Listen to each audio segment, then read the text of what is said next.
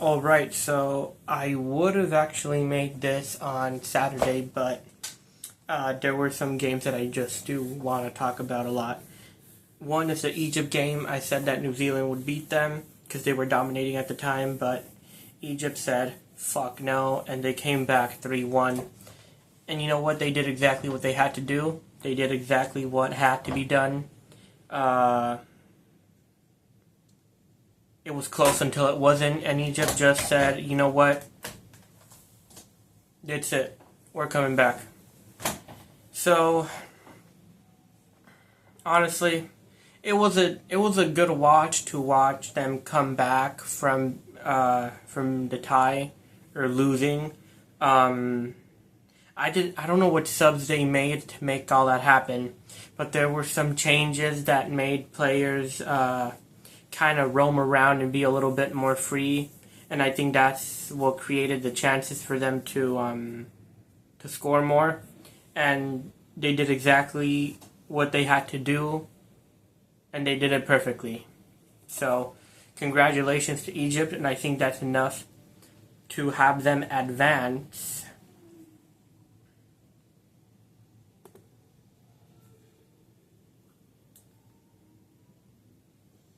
Yes, it is. Egypt right now is at the top of the table with 4 points, so they would go into the World Cup directly. Then Argentina 2-0 against Austria. You're in form, Yonen. You're in form, but you know what? Congratulations for having a team that backs you. That's important, especially in a World Cup. Siempre te están dando el balón y eso es muy importante, especialmente calificando para la próxima ronda. 2-0, honestly not bad. I thought Austria would score one or two because they have a lot of good players, a lot of strong defenders and attackers, but it is what it is.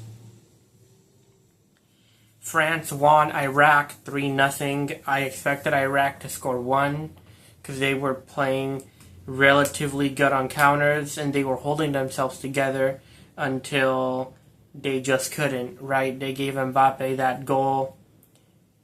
Such a stupid mistake from the center back.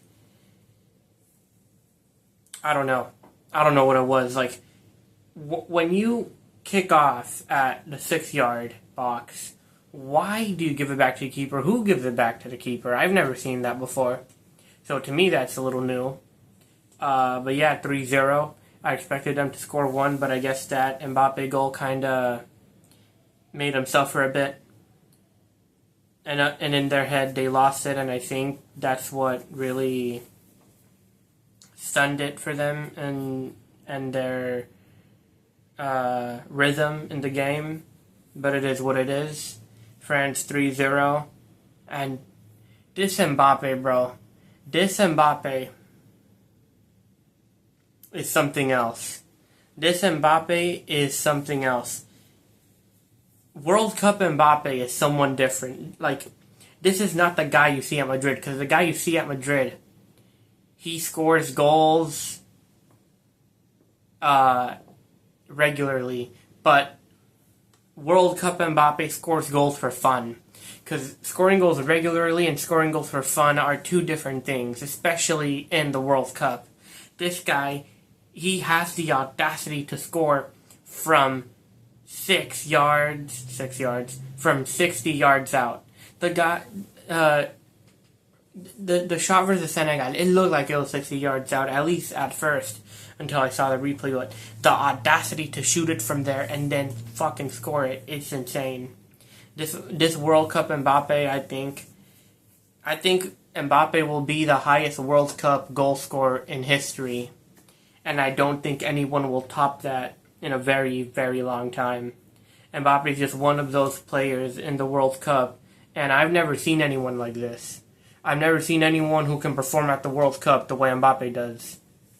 Not Messi, not Ronaldo, not Haaland. Even right now, he's scoring goals, but like Mbappe, I don't think I've ever seen anyone like that. Mbappe still got another couple years, couple decades. I think he's 27? Probably a bit younger than that. But this guy is something different. Let me check his age. I don't even know how old he is. He's 27. He's got another 3 World Cups. He's in really good shape. And this guy, look, I'll put it this way. France is not an easy team to knock out. And if you have a goal scorer like Mbappe, he's going to score a bunch of goals, and especially with the players that France have for him, surrounding him, giving him that much service. I think he's going to be the highest goal scorer in World Cup history. Anyway, that's a lot for Mbappe. Norway and Senegal, honestly, I wish that Senegal could have beat them or tied them. They're still at 0 points, but the goal difference is what's saving them from relegation in the table. They have one more game to play against Iraq.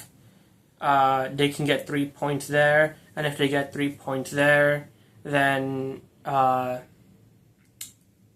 they would qualify directly for knockouts, because barely any teams in the third place table have more than 3 points. In fact, barely any of them got more than 1. So if Senegal beat Iraq, which I think they will, I think that Senegal would go through, and I do think they'll beat them. Jordan lost to Algeria. I just watched the first half. They scored a golazo, 2 golazos, and it was just absolute masterclass the first half. And not the best quality football that you'll see, but it was amazing. Like, the game was really good. High pressure, high intensity. These guys were playing with passion. They were playing for reason, because both of these teams got smacked. So they had to go through. And Algeria got the 3 points. So they'll advance. I think they go in directly to the World Cup, the knockout rounds. And now today. So Ronaldo came back. The GOAT has awoken. El bicho se ha despertado. Cristiano, 2 goals in the first half. 1 in the opening 6, and the other one at the 40th. He had so many chances to capitalize on another 2 or 3. He could have scored a hat trick. He could have scored a poker. This guy had a chance at the very last minute, and I remember it. He could have scored his hat trick at the end if he had been a second faster to the ball. But yeah, you could see it on this guy's face when the game ended. He looked at the camera and said, I'm back. And he said that to the stand too, and he scored a second goal. Unbelievable. Cristiano con su segundo gol del tournament. 2 goals, 2 games, and he's got 1 more against Colombia. It was 5-0 total final score. And they did to Uzbekistan what took Colombia 90 minutes to do. So I think that the Portugal-Colombia game will be interesting, but I think Portugal have a higher shot here. Not because Portugal beat Uzbekistan 5-0, but because it took Colombia longer time, and they had to really fight because they struggled a lot against Uzbekistan's defense. And to be honest, Uzbekistan's defense was not all that bad, because they were more structured. But when Uzbekistan played Colombia, they were not as offensive. They were more offensive in the Portugal game, so they were caught really badly on counters. But it is what it is. 5-0, they did the best they could. I think Portugal beats Colombia, and I'll say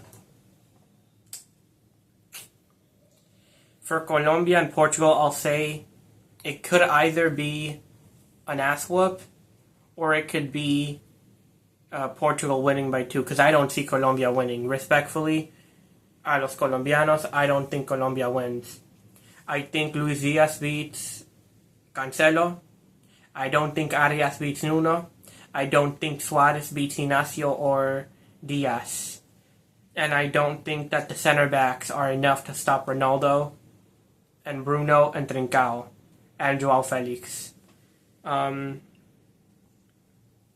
They have offensive fullbacks. I think they have Munoz from Crystal Palace. He's honestly really good, but he's more offensive than defensive, and I think that could be very bad for Colombia on a counterattack. But we'll see how it plays out. I think that'll be a really good game. England tied Ghana 0-0. Honestly surprising. I think Ghana right now, they're very good in defense. They bottled it last minute to, I think, Ivory Coast, if I'm not mistaken. But they were really good defensively. They locked down England's defense. They locked down England's attack. It was 0-0. But honestly, I didn't watch the game. I watched parts of it, not all of it, though. I watched just the first half. It wasn't a bad game. England dominated most of it, but Ghana sat back, defended, and they had some chances, but they were more focused on the defense. Because if you get countered by England, you're going to lose. Like, they're going to punish you. But, yeah, they defended. It was 0-0, and that's it. There's not much to talk about it. I just got the notification that Paraguay, that in the Panama-Croatia game, that Croatia just scored. So I'll just turn it on right now. And they're playing right now. It's the 60th minute. So basically what happens, I think it's the fullback Stanisic, number 2, if I'm not mistaken. He gives the overlap to the winger. He crosses it with his right. And then number 11, can't read his name from here, but he just taps it in. The keeper tries to get it, but it runs past him, and the striker's there to get it. Pretty good play. There were a lot of people in defense, but Croatia got the upper hand. They were lucky to score. And I do hope that they keep this lead or extend it. This is Modric's last World Cup, and Croatia were at the bottom of the league when it was 0-0. So it wasn't going very well for them. I hope that they extend this lead because I think Modric deserves to play another World Cup. He's carried Croatia for so many years. He got them to a World Cup final. This guy is unbelievable, and I hope they keep the score, and I hope they go through. Croatia's a really good team. They have a lot of good players, and I really hope that they get the best out of them to keep the scoreline how it is right now. And yeah, buena suerte a Croacia. That was almost an own goal. There was a header that the guy made and it went back. Like, it went backwards and it was a corner. That was almost an own goal for Croatia. Like, it would have been 1-1 if it had gone in. Luckily, it didn't. And at 7, Colombia play Congo. That will be an interesting one. Wan-Bissaka go up against Luis Diaz will be very fun to watch. So yeah, that's been it for now, and I'll probably make a video talking about the Portugal-Uzbekistan game.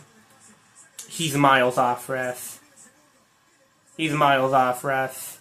And he bottles it. Doesn't matter, he's off anyways. If he's not off, I don't know how they forgive him for missing that. It was a sitter. He was miles in front of the defense. It was a really good counter. One-on-one with the keeper and absolutely bottles it. And no, he's not offside. At least from the angle it showed now. I don't know how he bottles that. It hits the keeper right on the chest. It bounces back and he blows it over. My goodness. They're still winning though, that's what matters. But you gotta finish that chance. I don't know who it was who skied it, but you gotta finish those chances, bro. Come on. Alright, that's it for now. See you in the next one. And whoever's from Croatia, wish you luck, hope you advance. See ya.